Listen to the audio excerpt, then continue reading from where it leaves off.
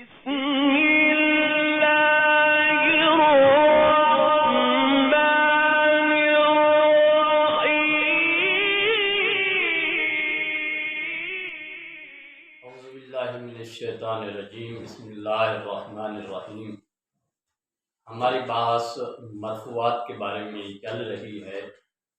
مرفوعات میں سے ہم نے سب سے پہلے پڑھا فاعل، پھر اس کے بعد نائب فاعل، پھر مبتدا اور خبر، اسم و کانا و اخواتہا، اسم و قادا و اخواتہا، پھر اس کے بعد پھر وہ حروف جو لیسا کے ساتھ شباہت رکھتے ہیں ان کا اسم، اور ابھی جو ہماری بات چل رہی ہے خبر و انا و اخواتہا کے بارے میں۔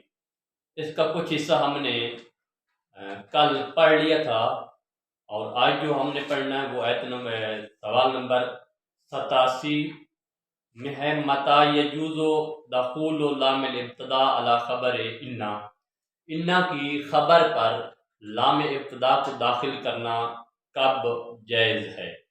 یہ سوال نمبر 87 ہے۔ اس کے جواب میں فرماتے ہیں یجوز دخول لام الابتدا علی خبر انا متا کان مؤخرا مثبتا، لام ابتدا کو انا کی خبر پر داخل کرنا جائز ہے جب وہ خبر مؤخر ہو اور مثبت ہو۔ جیسے مثال اننا لمقیمون علی الوفا، یہ دیکھیں انا حروف مشبہ بالفعل میں سے، اور نا جو ہے یہ اس کا اسم، لمقیمون جو ہے یہ اس کی خبر ہے جو کہ مثبت بھی ہے اور مؤخر بھی ہے، لہذا اس پر لام کو داخل کیا گیا ہے۔ او ماضین جامدن، یا خبر فعل ماضی اور جامد ہو تو اس وقت بھی خبر پر لام ابتدا کو داخل کرنا جائز ہے۔ جیسے انا زیدن لنعم الرجل، اب زید انا کا اسم، نعمہ جو ہے نعم الرجل یہ جو ہے اس کی خبر ہے، اب چونکہ نعمہ فعل جامد ہے لہذا اس پر لام ابتدا کو داخل کرنا جائز ہے۔ او متصرفا مقرونا بقد، یا خبر فعل ماضی متصرف ہو لیکن ملی ہوئی ہو کس کے ساتھ، قد کے ساتھ، تو اس وقت بھی اس خبر کے شروع میں لام ابتدا کو داخل کرنا جائز ہے۔ جیسے انکا لقد اصبت، اب دیکھیں اصبت خبر ہے کیونکہ قد کے ساتھ ملا ہوا ہے لہذا اس پر لام داخل ہو گیا ہے، لقد پڑھا ہے ہم نے۔ او مضارعن، چوتھا مقام جہاں پر لام ابتدا کو انا کی خبر پر داخل کرنا جائز ہے وہ یہ ہے کہ جب خبر فعل مضارع ہو اس وقت لام کو داخل کر سکتے ہیں، جیسے انکا لتقول الصواب، اب دیکھیں کا انا کا اسم ہو گیا، تقول یہ فعل مضارع ہے لہذا اس کی شروع میں لام کو داخل کر دیا گیا ہے۔ فوائد، تدخل هذه اللام ایضا علی ضمیر الفصل، نیز یہ لام یعنی لام ابتدا داخل ہوتی ہے یا اس کو داخل کیا جاتا ہے ضمیر فصل پر۔ کس پر؟ ضمیر فصل پر۔ پیچھے آپ پڑھ چکے ہیں کہ ضمیر فصل کیا ہے، جو مبتدا اور خبر کے درمیان آتی ہے جب مبتدا اور خبر دونوں مرفوع ہو۔ تو یہ کہتے ہیں ضمیر فصل پر بھی لام ابتدا داخل ہو سکتی ہے، جیسے مثال ہے ان ھذا لاھو الحق، ھذا اسم انا کا، الحق ہو الحق یہ جو ہے الحق یہ خبر، اور اس کے درمیان ہوا ضمیر فصل ہے لہذا ضمیر فصل پر لام ابتدا کو داخل کیا گیا ہے۔ بہت آسان ہے سبق۔ لا یقال انا لفی الدار زیدن، یہ نہیں کہہ سکتے آپ انا لفی الدار زیدن، کیوں نہیں کہہ سکتے؟ یعنی لام یہاں خبر پر نہیں لگا سکتے لتقدم الخبر، کیونکہ اس مثال میں خبر مقدم ہے، جبکہ انہوں نے کیا فرمایا تھا کہ خبر پر لام ابتدا داخل ہو سکتی ہے جب وہ مؤخر ہو، اس مثال میں الٹ ہو گیا یعنی مقدم ہو گئی ہے۔ ولا ان زیدن لما یقوم یہ بھی آپ نہیں کہہ سکتے کیونکہ اس مثال میں خبر مثبت نہیں ہے بلکہ منفی ہے، لأنہ منفی، کیونکہ یہ منفی ہے لہذا یہاں لام کو داخل کرنا جائز نہیں ہے۔ ولا ان زیدا لرضیا، اس طرح بھی آپ نہیں کہہ سکتے، کیونکہ انہوں نے شرط لگائی تھی کہ اگر ماضی متصرف ہو تو پھر قد کے ساتھ ہونی چاہیے۔ اس مثال میں ماضی متصرف ہے لیکن قد سے خالی ہے لہذا اس پر لام کو داخل کرنا جائز نہیں ہے۔ کیوں؟ لأنہ ماضی متصرف غیر مقرون بالقد، کیونکہ یہ ماضی ہے اور متصرف ہے، قد سے خالی ہے، اس لیے جائز نہیں ہے۔ آگے بیٹا سوال نمبر ہے 88، متی یبطلو عمل انا و اخواتها، انا اور انا کے اخوات کا عمل کب باطل ہو جاتا ہے؟ انا اور اخوات انا کا عمل کب باطل ہو جاتا ہے؟ تو اس سوال کے جواب میں کہتے ہیں اذا لوحقت مل حرفیت اواخر هذه الحروف، جب مائے حرفیہ ان حروف کے آخر میں ملحق ہو جائے، جس کو مائے کافہ بھی کہتے ہیں، جب مائے حرفیہ ان حروف کے آخر میں آ جائے، کفتھا عن العمل وجوباً، اس وقت یہ ما ان کو عمل کرنے سے روک دیتی ہے واجبی طور پر۔ بات سمجھ آ گئی؟ یعنی انا ہے تو انا کے بعد کیا انا ما پڑھ دے، ٹھیک ہے نا، انا ما پڑھ دے، یعنی ما جب آ جائے گی ان حروف کے آخر میں وہ ان کو عمل کرنے سے روک دیتی ہے۔ الا لیتا، مگر لیتا کا عمل باطل نہیں ہوتا، لیتا کے عمل کو باطل نہیں کرتی، کیوں؟ وَلِذَالِكَ تُسَمَّى مَل کافہ، اس لیے اس ماں کا نام رکھا جاتا ہے مائے کافہ۔ غلام رسول سمجھ آ گئی؟ یہ مائے حرفیہ حروف مشبہ بالفعل کو عمل کرنے سے روک دیتی ہے، اسی وجہ سے اس کا نام کیا رکھتے ہیں؟ کافہ۔ جیسے انما اللہ واحد، اب دیکھیں اللہ واحد پڑھا ہے کیونکہ پیچھے ما آ گئی، اگر ما نہ ہوتی تو پھر کیا پڑھتے؟ ان اللہ واحد، یوں کر کے پڑھتے، اب ما نے انا کو عمل کرنے سے روک دیا ہے۔ اسی طرح پڑھیں گے انما اخوک اسد، اب اخوک اور اسد دونوں مرفوع پڑھے ہیں، کانا کا عمل باطل ہو گیا ما کی وجہ سے۔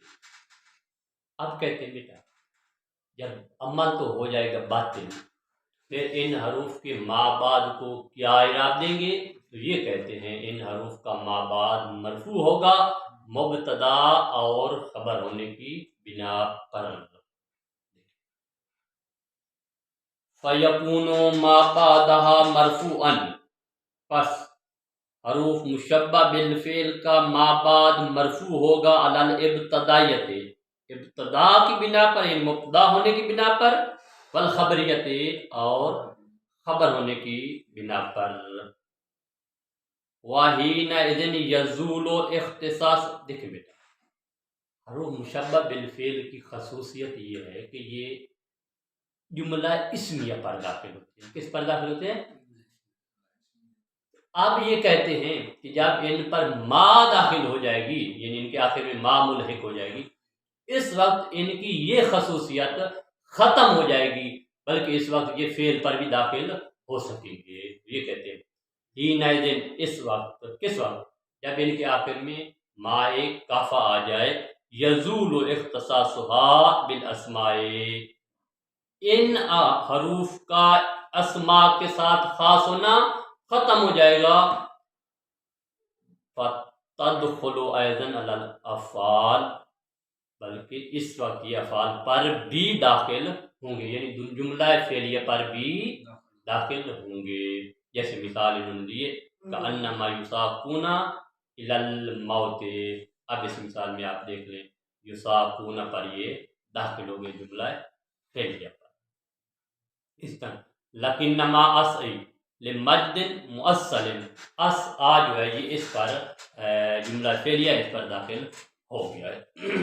دیکھیے بیٹا تھوڑا آپ پیچھے جائیں نا، تو انہوں نے کہا ہے پیچھے کہ ان سب کے آخر میں ما ایک کافہ داخل ملحق ہوتی ہے اور وہ ان کو عمل کرنے سے روک دیتی ہے، لیکن لیتا کو عمل کرنے سے نہیں روک.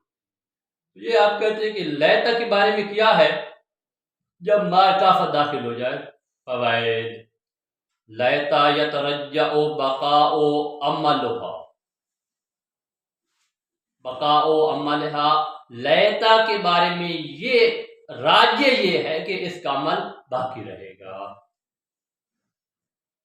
لیتا کہ عمل کا باقی رہنا راجع ہے، ترجیح رکھتا ہے کہ وہ باطل نہیں ہوگا. وَلَوْ دَخَلَتْ عَلَيْهَا مَا الْكَافَةُ، اگرچہ اس پر ما کافہ داخل ہو جائے. اب کہتے بیٹا کیوں؟ لِأَنَّهَا وَإِن دَخَلَتْ عَلَيْهَا، کیونکہ اگرچہ اس پر ان پر کیا ہے ما کافہ داخل ہو جاتی ہے، لا تزال مختصۃ بالاسماء، یہ جو لیتا ہے اس کا اختصاص اسماء کے ساتھ جو تھا یہ ختم نہیں ہوتا. یعنی جس طرح یہ پہلے جملہ اسمیہ پر داخل ہوتا تھا، ابھی بھی جملہ اسمیہ پر داخل ہوتا ہے، اسی کے ساتھ مختص ہے. کیوں؟ لعدم سماع دخولها على غیر جملۃ اسمیہ، کیونکہ لیتا کا جملہ اسمیہ کے غیر پر داخل ہونا یہ نہیں سنا گیا. یعنی یہ ہمیشہ جملہ اسمیہ پر داخل ہوتا ہے، جیسا کہ شاعر کا قول ہے قالت علی لیتما. اب دیکھیں لیتما ھذا الحمام، مو بھی پڑھ سکتے ہیں، حمام ما بھی پڑھ سکتے ہیں. لنا بالنصب الحمام علی الاعمال، حمام کو نصب دیں گے لیتا کو عمل دینے کی بنا پر، اور حمام کو رفع پڑھیں گے محمل کرنے کی بنا پر. یعنی لیتا کو عمل نہ دینے کی بنا پر رفعہ علی الاعمال، اعمال کی بنا پر اس پر رفع. اذا کانت ما موصولۃ، وَإِذَا كَانَتْ مَا مَوْصُولَةً، اگر ان حروف کے ساتھ مائے موصولہ لگائی گئی ہو، یعنی ان کے بعد مائے موصولہ آ جائے، جیسا کہ تیرے اس قول میں ہے جیسے انما عند اللہ باغ. دیکھیے اس مثال میں ما جو آئی کھڑی ہے یہ ما موصولہ ہے، یعنی ان الذی عندہ، وہ جس کے پاس ہے. یعنی یہاں ما جو ہے الذی کے معنی میں ما موصولہ ہے. او مصدریتن، یا مائے مصدریہ ان کے آخر میں آ جائے، کما فی قول کا، جیسا کہ تیرے اس قول میں انا ما فعلت جمیل. اب اس مثال میں دیکھیں ما جو ہے مصدریہ ہے، تو انا فعل کا فیبقی العمال، ان کا عمل پھر باقی رہے گا. ما کافہ آ جائے تو عمل باطل، اگر ان کے آخر میں ما موصولہ یا ما مصدریہ لگائی جائے عمل باقی رہے گا. وَتُكْتَبُ مَفْصُولَةً، اور اس ما کو، یہ جو ما ایک موصولہ ہے اور ما مصدریہ ہے، اس کو انا سے جدا لکھا جائے گا. انا سے جدا، جس طرح یہ مثالوں میں ہم نے پڑھا ہے انا ما، جو ما کافہ وہ ان کے ساتھ اکٹھی لکھی جاتی ہے، اور ما مصدریہ اور ما موصولہ ان سے جدا لکھی جاتی ہے، بخلاف مل کافہ، ما کافہ کے برخلاف. وصلی اللہ علی محمد وآلہ طیبین.